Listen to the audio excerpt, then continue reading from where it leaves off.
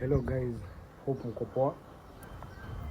Nimekuja hapa kuconfirm tu kwa wale wamekuwa concerned wakiulizia about Mili ama kuna wengine wanamjua kama Mili wa Doc.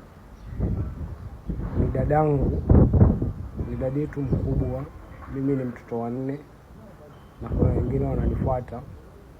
Yeye alikuwa dada yetu mkubwa. So tumeamka asubuhi, nilipofanya kupigiwa simu usiku nikafanya kuelezewa hali poa. So ikafika masaa, ilikuwa usiku, so ni kuamkia tu leo nikafanya kuelezewa